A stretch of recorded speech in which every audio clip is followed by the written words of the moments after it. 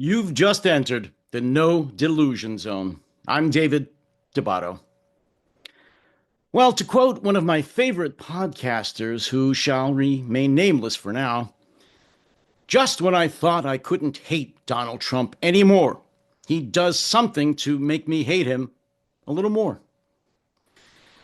And what that something is or was, aside from the fact that through his hypocritical, full of shit Secretary of State Marco Rubio in Riyadh, Saudi Arabia last week when he was kissing the ass of both Putin and Lavrov and giving away Ukraine, throwing it under the bus. Aside from doing that and allowing me to hate him even a little bit more, or actually a lot more, what caused me to hate him a little bit more today was an executive order that he signed yesterday.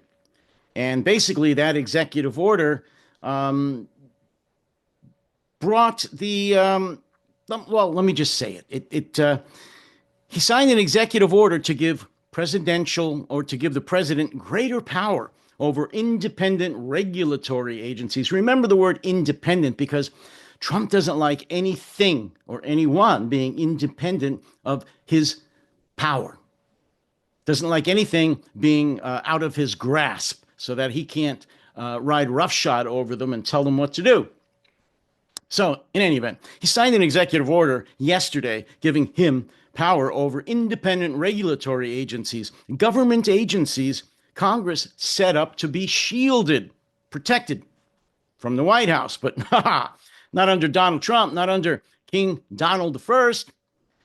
Well-known independent regulatory agencies include the Consumer Product Safety Commission, which issues recalls and safety warnings, essentially protects the American public from lemons, from dangerous products. The Securities and Exchange Commission, which oversees stock markets. We don't want his billionaire friends having to worry about being investigated by insider trading, do we? Or any shenanigans taking place on Wall Street. No, we want to do away with any possibility of investigations into wrongdoing by those scumbags. So he took care of that. And the Federal Deposit Insurance Corporation, which insures bank deposits and was actually invented and established after the Great Depression in the 1930s when we didn't have such protection. And when people made a run on the banks and tried to get their money out, there was no money. The banks closed down. They went bankrupt. I think that's where the word bankrupt comes from, actually. But in any event, when Americans went to the bank in the early 1930s to remove their money after the stock market crashed in 29, they couldn't. The banks had closed. They went bankrupt, and America lost all their money.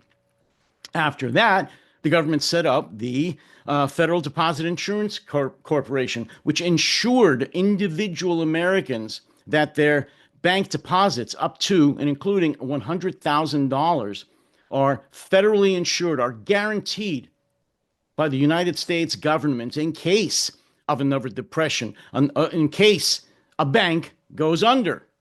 Well, that's gone now. So no protection for the Americans, except for the billionaires, of course, who don't really care about that. What's 100,000 to them?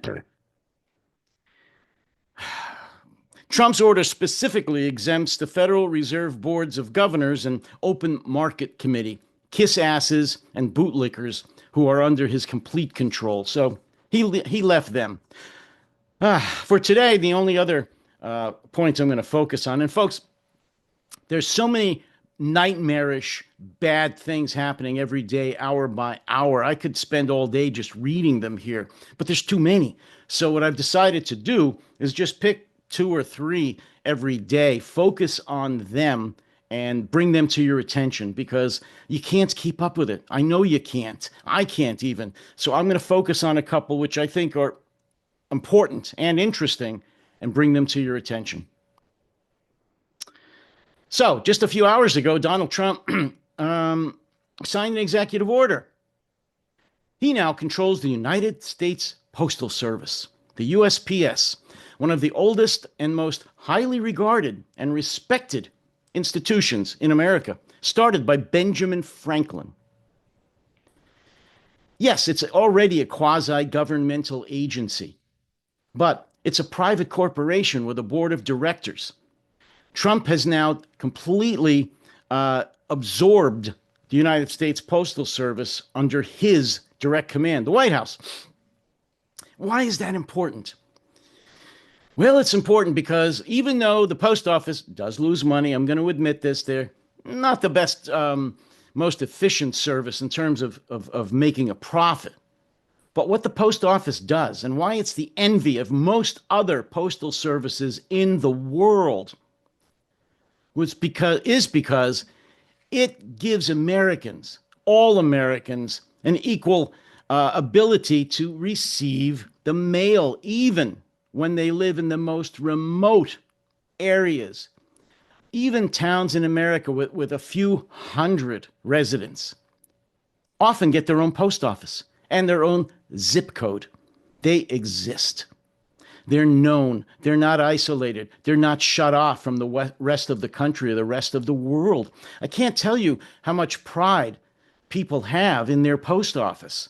The fact that they can walk or drive into town or down the street to their post office and get their mail, or meet with other residents of their small rural community and just discuss local matters. No more. That's going to stop. In the interest of cost saving and efficiency, I know Donald Trump is going to close many, many of those rural, remote, small post offices that serve those rural areas. What's the effect of that? Many, maybe millions of Americans who depend on the post office to get all of their mail, to get their communication with the outside world, who still get checks, who still get important documents from the federal government, state government, and private businesses, they're now going to be shut off. They are going to be isolated. Post offices will close, postal employees will be laid off, and these folks will be on their own. What could be the impact of Trump's United States Postal Service takeover? Reduced services, such as limiting delivery days or adjusting service standards, could potentially lead to slower mail delivery for millions of people. Higher postage rates, of course, not efficiency, higher postage rates. And fees for other mailing services aimed at increasing the agency's revenues would immediately weigh on individuals and businesses using its services. And as I've just stated, but I want to emphasize it again, any reduction in the United States Postal Services is likely to hit rural communities the hardest, as these traditionally rely more heavily on the agency and voted overwhelmingly for Donald Trump and MAGA candidates. You now will pay the price for your stupidity. Yes, I feel sorry for some of them, but they're going to feel the pain of this. And they supported Trump. They probably still support Trump. In fact, many of them will even agree with him on doing this, even though their lives are going to be made worse because of it. So be it. Enjoy your misery. You deserve it. And that's all for today. I hope I brought a little sunshine into your lives. Look, this is an ongoing catastrophe. It's an ongoing nightmare. It's an ongoing freight train rolling down the tracks and bringing the oligarchy of the United States closer to oblivion and closer to a full dictatorship.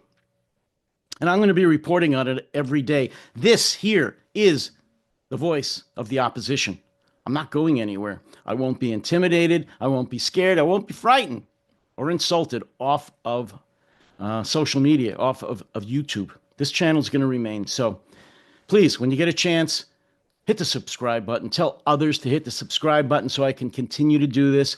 I've decided I can only focus on a couple of these executive orders or tragedies every day. There's just too many of them. So I'll pick a couple that I believe are the most important, hopefully the most interesting also for you, because you can't possibly keep up with everything. I can't.